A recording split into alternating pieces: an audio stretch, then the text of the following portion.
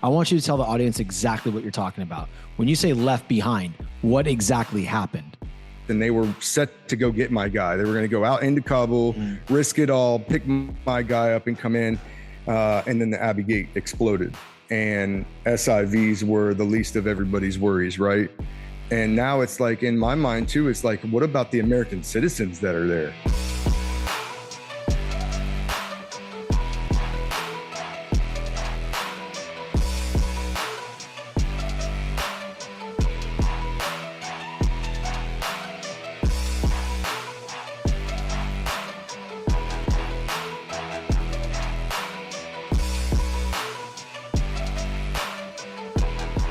What's up, y'all? Sean French back with another episode of the Determined Society podcast. Today, I am jacked up.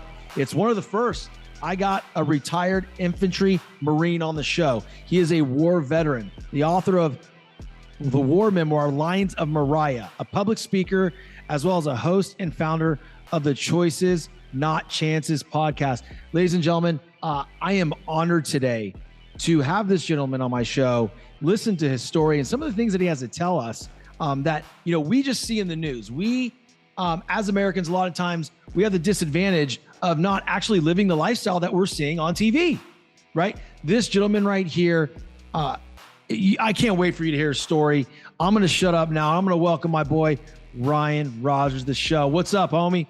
Hey, man. How's it going? Grateful to be here. Honored. Happy to sit down and have a conversation for a little bit.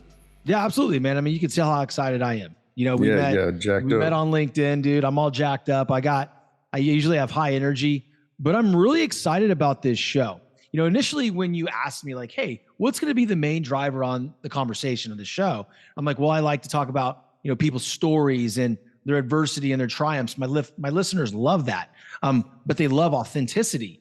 And once I dug a little bit deeper into what you had going on, man, like, dude, your experiences are super powerful, man.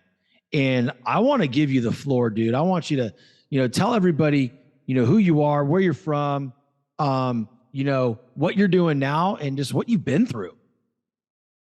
Check. Yeah. So I'm Ryan Rogers. Yeah. A retired infantry Marine.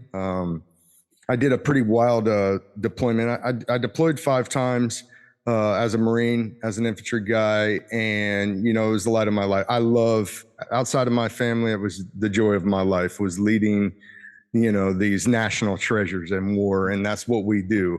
And I was retired after a deployment in 2010. I was actually retired in 2014, but in Marja, Afghanistan, which is what the memoirs kind of covers, is our 7 to 8 months with my squad, you know, fighting for the city of Marja in Afghanistan in 2010. So it was a wild deployment, man. I did 4 deployments before that and never had seen, you know, I had never been able to be in a kinetic situation where they said, oh, go do your job now. You know, it was always a lot of rules and a lot of stipulations and a lot of you know, just rules that you have to follow in all my other deployments. And not all of them were all combat.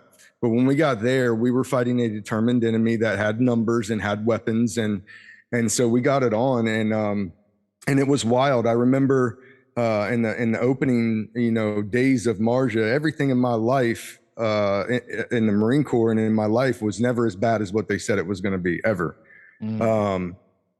And that one was worse than they said it would be. They just were there to fight. And so it was good. I mean, there was a lot of human psychology, learned a lot about human psychology, both on my, you know, on friendly side and on enemy side. I learned a lot more about my job and the practical application of war. And it was amazing. But one thing I took away early in the deployment, I took some books with me.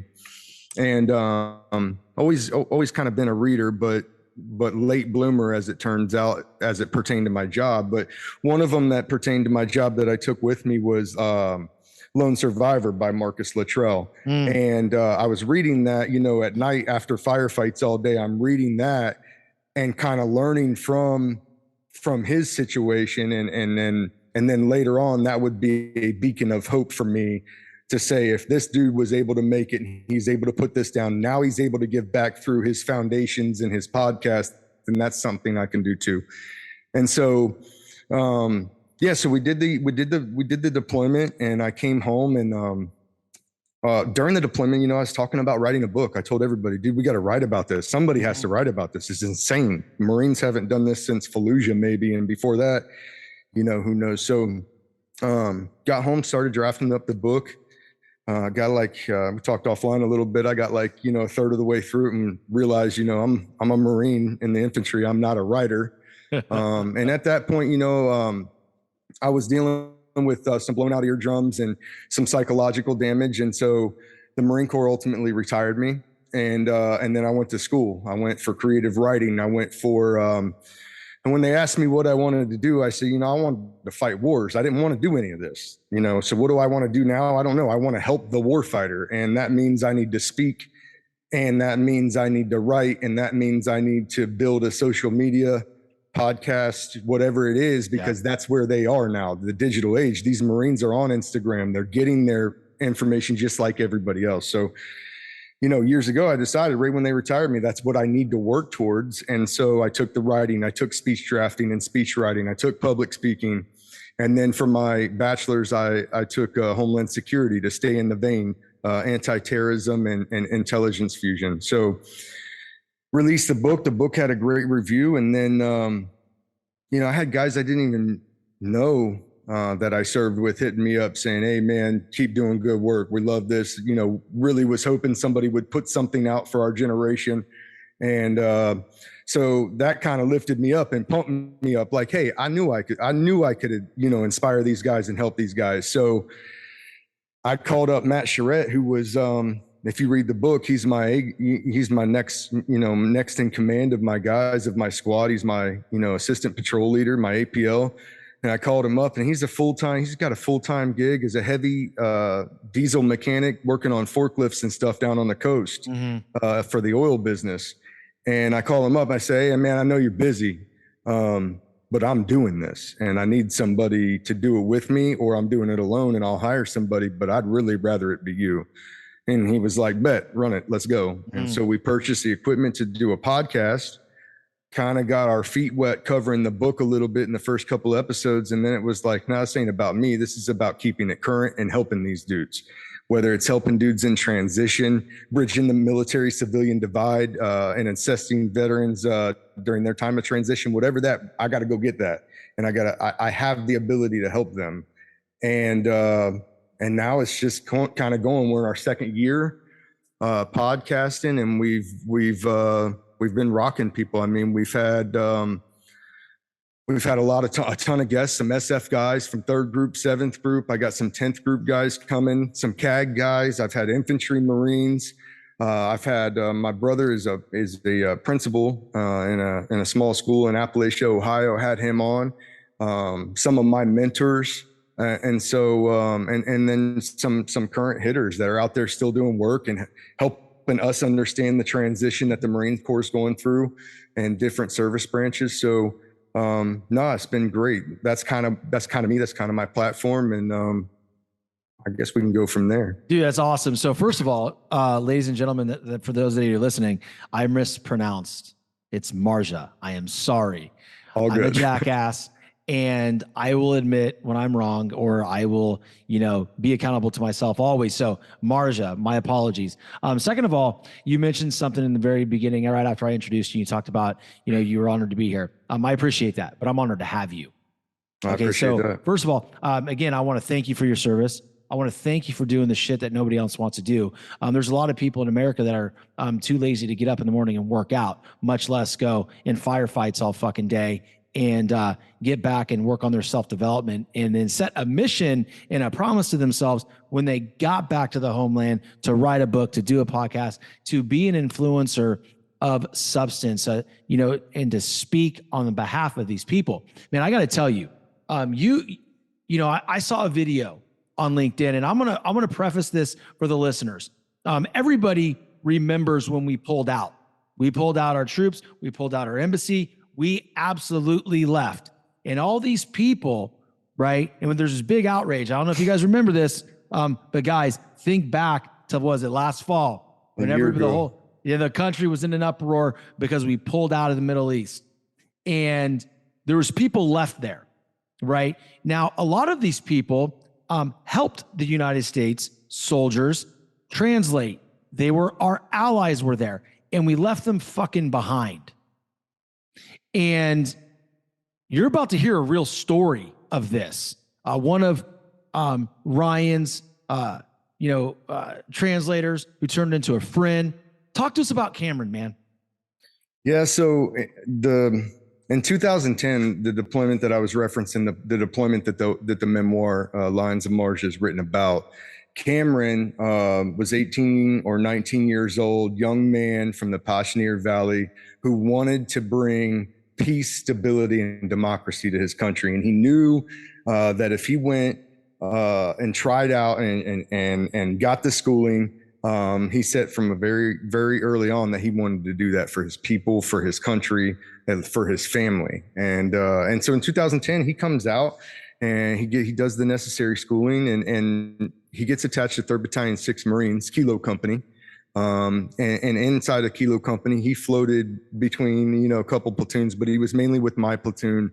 And he was a warrior, dude. These guys come out, they're not allowed to have a weapon, and they roll with us into the breach. And he did that many nights. And one night in particular that I'll talk about was a bad night, a bad situation. Ended up good, but Cam's with me, and he's rolling with our teams, and we go on just a basic patrol, and we're on our way back from patrol, and we get a fragmentation order, a frago. And a frago is simply like, hey, something came up. This is a short and condensed order of what I need you to do.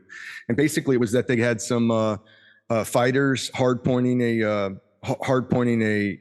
rather large building with several weapons and guys. And it was just outside of like our firm base, maybe a click or two outside of our firm base. And so that's too close for comfort. And so I was fragged to go, investigate that. And so we get over there, and we're other side of the road, about 450 meters away. We're looking at them through nods, and sure enough, they got a sniper on the roof. They got a machine gun facing the other way as the sniper on the roof. And then they had guys at each corner of the building. So in my eyes, as a grunt, they're not supposed to be there. And I'm about to drop mortars on. I'm not even getting close to that building. Right. Mm-hmm. So I start generating a fire mission to send back to the cop, and we just take these guys down. Nobody will get risked. I'm super stoked about it. Yeah, sure. And then one of my counterparts, Afghan Army squad leader, his name was Woundy Gul. He came up to me and he said, this is no good. These are friendly forces. These are local militia. Problem with that was local militia didn't check in with the Marines like they're supposed to. So how do we know that that's local militia or not posing or whatever? Well, when I report that to higher, they're worried about an international incident and say, hey, you got to go investigate this. You can't drop mortars. So now it's like I got a building that has no cover, no buildings, no rat lines, no trenches, no micro terrain, trees, no anything for about 300 meters in all directions of it. And I got to close that at night and hope that they don't get the drop on me. And even if they are friendly, they already got the drop on me if they're on the roof. And if they interpret me as enemy, they could just make an accident. Anyway, long story short, we push another squad out. I'm looking across. This thing is amazing. Looked like a video game. I'm coming across with Cameron and 4 Marines.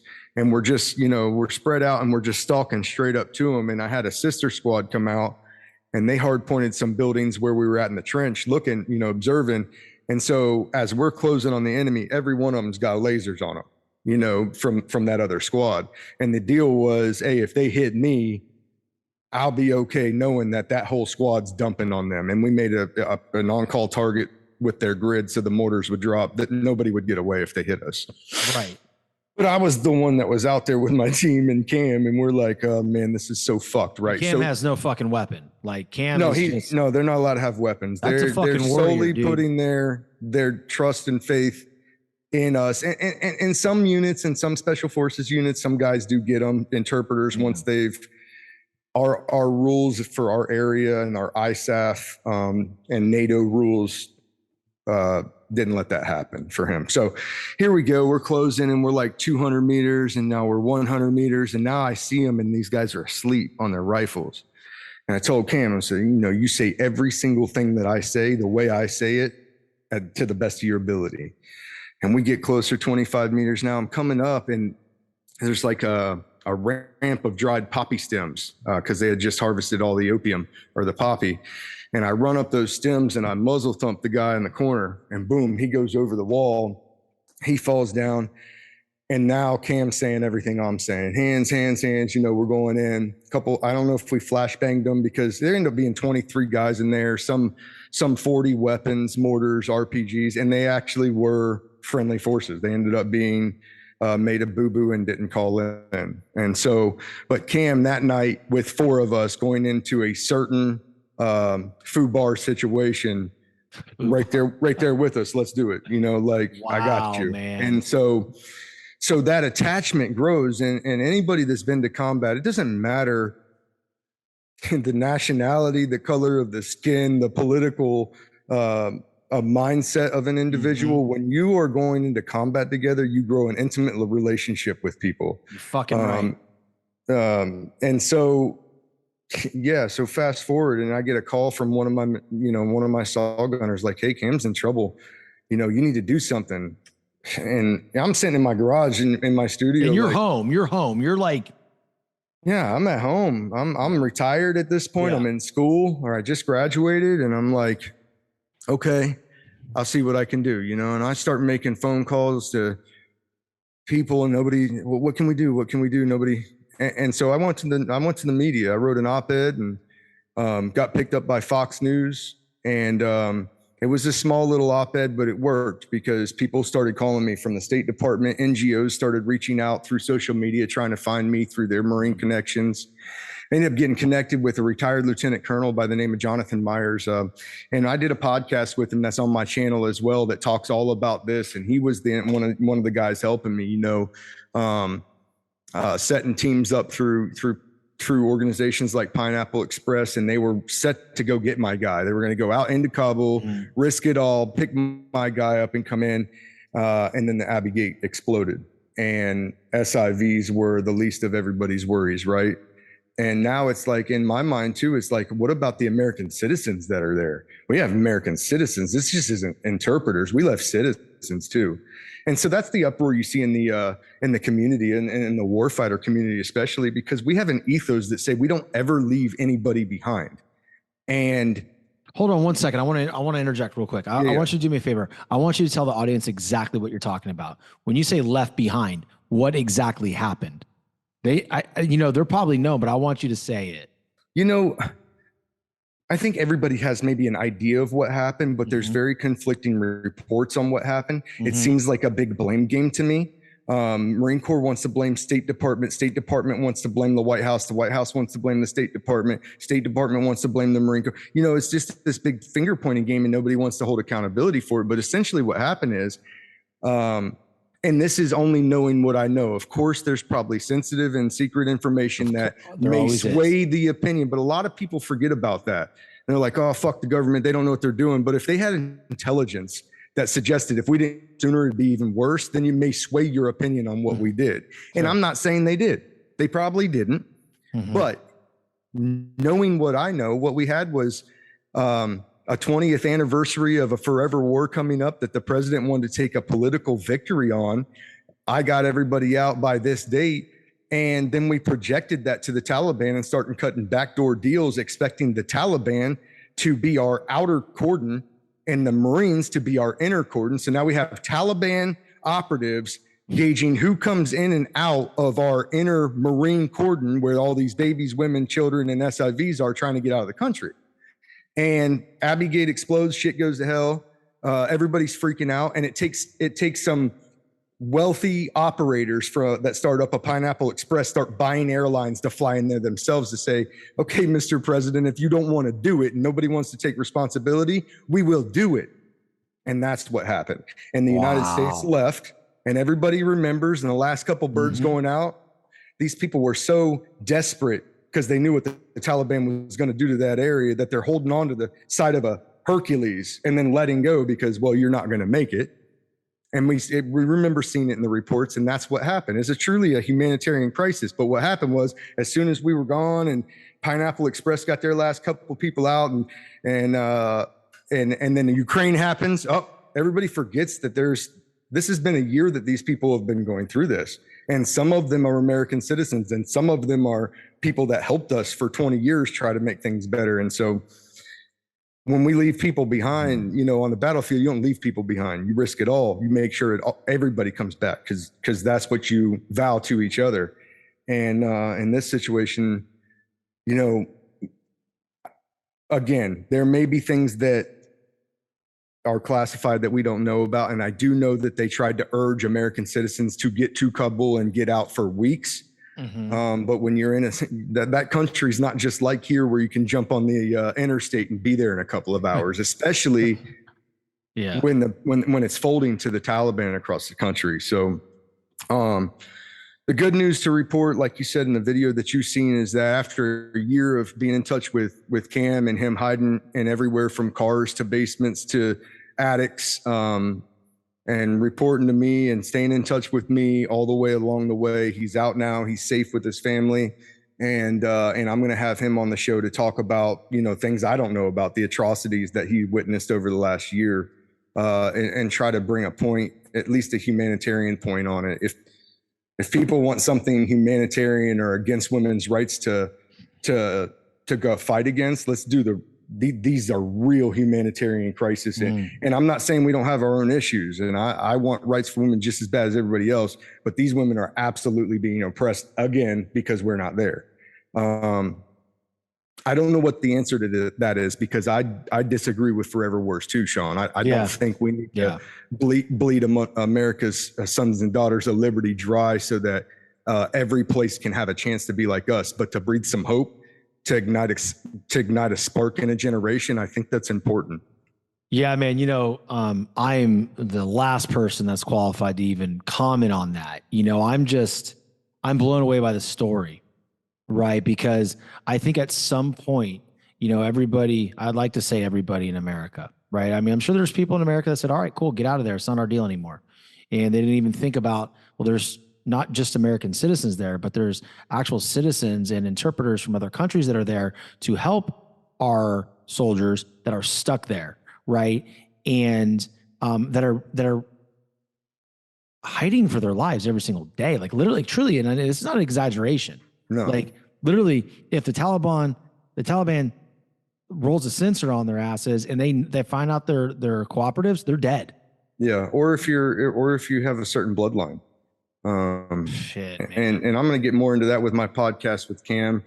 I'm excited to listen to that, dude. I can't wait for that. To be honest with you, I'm like, I'll share the shit out of that show, dude. Like, I can't wait to hear it. Yeah, it needs to be brought up. I mean, and on the show, I also had something that came out of the fall was there was a Marine that made some YouTube videos about it. He's had a little following on LinkedIn. His name's Stuart Scheller, and Stuart Scheller. Yeah, Stuart Scheller. He made some videos right after the withdrawal went bad, and about the Marine Corps and about the generals needing to take accountability and how this is unacceptable. And if we don't hold them accountable, or hold ourselves as an institution accountable, we will never stop and break this trend. And they relieved him within 24 hours of his command, tried to put him in a mental hospital, put him in the brig, ended up kicking him out. 17-year lieutenant colonel took his retirement in a mental hospital for being they wanted to get him checked out because for the most sane comment he's probably ever made in his fucking life. Maybe. Wow. And so he went at him with 2 or 3 more videos, and now he's very political and helping the GOP and endorsing candidates up and down the East Coast and some out in the West Coast and bringing light to some of these very, same issues. And it's courageous. I had an interview with him on my podcast where we go into it in depth about the comm role and the communications and the planning failures that came about. And it's not as a way to say, ooh, tis Marine Corps. It's as a way to say, I love the Marine Corps and I gave my entire adult life to it. However, it will fall if we stay this way. Yeah. Wow. And that's so great. It's more of an instinctive or a reactionary protection instinct to say, hang on, we got to fix this. They've been looking to get rid of us since the beginning. Let's don't give them reasons to. Yeah. Let's hold accountability, and accountability may just look like an after action review. I'm not saying retire somebody. I'm not even saying any of that. What I'm saying is let's look at it seriously, identify the shortcomings, identify where we messed up, and then publish that and say, yes, we messed up right here. And we got to not do it again because this time ended badly. That's accountability at some levels. And that's okay. But to say, nah, he gave me the order. Well, damn it, you're the one in charge of Marines. You're the one who 13 people got to get letters home now. So maybe you should weigh in a little heavier and say, maybe this wasn't a good plan. Because once you sign off on the plan, you signed off on the plan. Now you take full command responsibility of the plan. And I think that's Stuart Scheller's drive. And whether I agree with how he did it, we have certain ways that you can go about these things. I may take issue with how he did it without requesting masks, but nobody else was saying anything at any level. And so it's like, it's one of those tricky situations. So anyway, it's not just me. There's a wealth of people across the internet trying to influence this for change, trying to identify the bad and highlight the bad to bring in and usher in the light, right? Because one of the first things you have to do is identify that there's a problem and what that problem is before you can make any plan towards fixing it. And so that's not all of what my platform's about, but my platform involves veterans and involves helping veterans. And a lot of veterans took this poorly. A lot of veterans did not agree with the way that it fell out. And so it's something that I mean to talk about. No, I agree with you, man. I for one, I can say, because it's my opinion, that was handled very poorly. And it was concerning. It was saddening. But I got to acknowledge you, man. It's like one of those things where I like to kind of just stop the interview for a little bit sometimes and just look at somebody and just say, like, I appreciate you and I'm proud of you. I appreciate that. Good. No, absolutely, man. No, thank you. Because what you're doing in response to everything you've been through is something very special.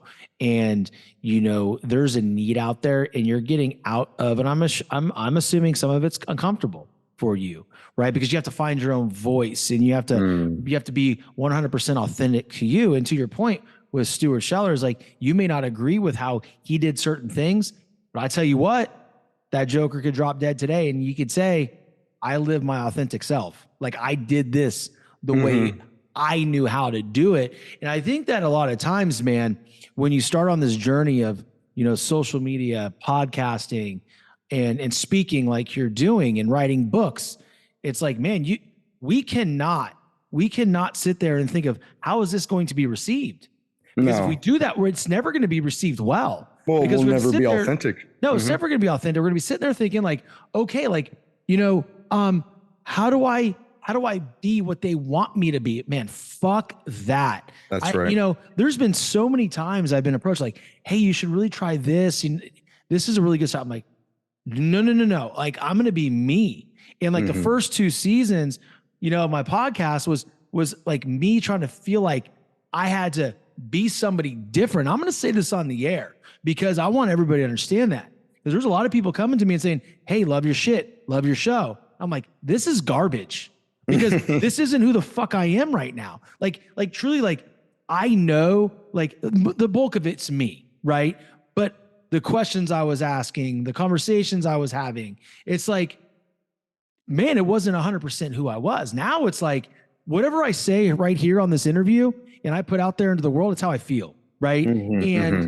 I got to live with that, period. But I'm not going to change who I am for anybody else. And what I really love is because, you know, when you're starting to do this and you're getting your message out there, man, you know, you're the same dude on air right now than you've been in the DMs. You're the same dude that I talked to prior to the show. And I think you could probably agree the same for me. Like, yes, this is a podcast show, but we're going to be 100% authentic and we're going to get our message out. And I'm super glad, man.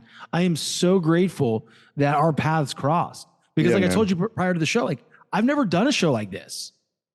I've never done a show like this. And, you know, and to your response, like, hey, like, we don't have to go that route. I'm like, nah, man, like, I'm excited for this because this is different.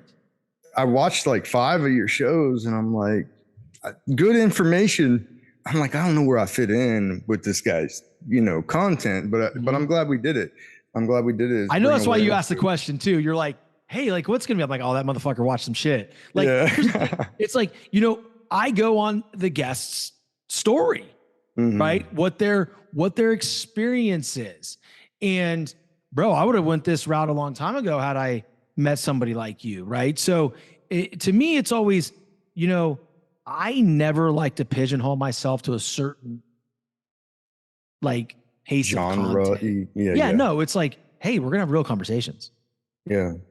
I talked to a lot of my people, and it's like, a lot of people say, like, where do you come up with who you want to talk to? And like, where do you come up with your content ideas? And it's like in my garage when I'm on the phone with my mentor, and then something sparks in that conversation and we go down this, this rabbit hole, and we end up, I have, all these, sticky notes and things all over my desk. And it's like, anytime I have an idea or I read a book of somebody I want to contact, or, that's been a lot of it. I read, man. That's what I love to do.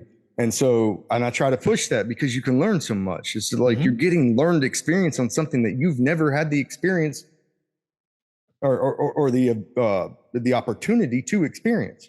And it's huge. You grow up your whole life, hopefully hearing that knowledge is power, but you don't really understand that until you understand it, until it clicks and you go, oh, hang on a second.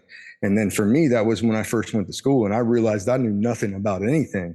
And the more I learned, the more I realized I knew nothing about anything. Right. So that's a funny, like, dude, it's so funny because like, I say this all the time and a lot of people go like, okay, but you know what I mean? Right. You know what I mean? I'm like, no, I don't know what you mean. I'm not a mind reader. Right.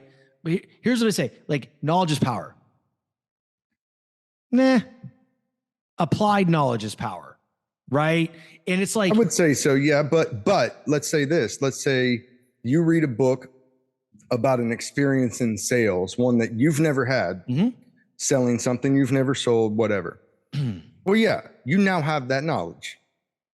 Do you have to apply it to mean something? Probably, but you have the knowledge now. And if an opportunity came up and said, hey, do you want to sell a $1.7 million crane? And you're like, I've never done that, but I've read all about it. That's what I'm saying. It's not. So you're saying that's the application of the knowledge? Yes. Yes, absolutely, man. Because not everything is, 2 + 2 = 4, dude. Right. It's not always going to be like, I read this book or have this conversation with my mentor and be like, okay, now I'm going to apply this knowledge right away. I do believe knowledge is power, but I also believe applied knowledge is even more powerful, right? Oh yeah. Because I mean, it solidifies, you're taking action on this knowledge, right? And the reason why I say that is because there's a lot of things that go on. Like people can read book after book after book after book, never do anything. But that's what I'm saying. Applied knowledge is power. They sit there and they don't ever do anything with it. It's just like, well, I'm well read. I'm like, okay, but what are you doing with it? What effect are you having with it? What the fuck? Like, who are you fucking helping now? Like, dude, we were put here on this earth to help people. Like, we're not meant to be selfish. We're not meant to do this shit alone. We are meant to be there for people. Yep. Like when I help people, like I feel good about that shit. Like truly, I'm not in this game for me. Like, I mean, because dude, this shit's a lonely fucking road, dude. Oh yeah. Oh yeah. And a lot of people find that out too late. Yeah. Yeah. Yeah. 100% agree. Man, I love it, dude. I'm excited to listen to that show with Cameron, man. It's going to be impactful, and you have my word, man. I'll share it. No, man, I appreciate that. Yeah. I hope you do. And to your listeners, if you guys want to find me, it's Choices Not Chances podcast, and you can visit any one of the social medias, Instagram, Facebook. I also have I have a website at www.choicesnotchancespodcast.com. And if you check that out, I've got some impactful stuff. And, Americans always say, when things come up with the military guys, they want to help. If there's any way we could help, if there's just something we could do. Well, if you visit my website, you'll find that there's a Special Naval Warfare Corpsman who's currently on murder trial for the third year in a row over a clear-cut, recorded by video evidence self-defense case. And not to compound it and make it worse, but the case has been dismissed by 2 separate judges for undue command influence, where the colonel, some colonel from DC comes down and threatens the defense attorneys for these Marines and this corpsman, saying, if you go through with this and defend them, your career's affectionately over. And all of them quit. And then it came out in court that happened. So when those things are happening and you're an American and you say, oh, I wish there was a way I can help, go to my website, read about and listen to the podcast about the MARSOC 3. It's front line and center of my website. And then follow the links by clicking on their picture, and it'll take you to your member of Congress, the search page, and you can put in your complaints about why this is even being picked up, because the DOD or Justice just picked it up again after being dismissed twice trying to burn these guys. See it for yourself. I have a retired lieutenant colonel who had been through the process with MARSOC himself back in the day, and was found innocent after a bunch of undue command influence and different things were stacked against them. And these are the guys that are on the front line, you know, holding the line for Americans every single day, and they're not having justice done for them. And so if you want to help, if you find yourself and fancy yourself a patriot, www.choicesnotchancespodcast.com. Check out the story for yourself and make your own judgment. I don't want to make, influence you any more than I have to. Go read the story, hear about the story, watch the podcast, and I'm certain that you'll find some churning in your gut out of it. Well, ladies and gentlemen, I think my boy Ryan gave you an action plan. Action plan. Right. Action plan. Go to his website, and I can assure you, Ryan, all of your contact information is going to be in the show notes, and they're going to be able to click on whatever it is that you need them to click on. And man, I'm so grateful. We'll land the plane here, dude. And I want to thank you so much for coming on the show. You're doing some amazing things. And if there's anything I can do along the way to help you get your word out, like, I'm all for it. So, I think, ladies and gentlemen, you just heard exactly how you could best support him is by going to his website, click on the links, watch the podcast, right? Follow the links to see who to make your complaints to. Make your own, form your own opinion. Absolutely. And man, I just got to tell you, dude, thanks again. And ladies and gentlemen, if you got anything out of this show, I'm going to ask you to share it. Share it on your social platforms. Tag us both, please. I'll share it back to my social. I'm sure Ryan will too. Again, his Instagram is going to be in the handle. His Instagram handle is going to be in the show notes. So as you're listening to this right now, go there, copy and paste, go hit follow immediately, because listen, you're going to want to watch what Ryan's doing, because one day he's going to be so goddamn big because he's going to be helping so many people. And, you'll be able to say, man, I heard him on Sean's podcast way back in the day. So share the damn show, please. With that being said, guys, thank you so much. And until next time, talk to you guys soon. Be safe.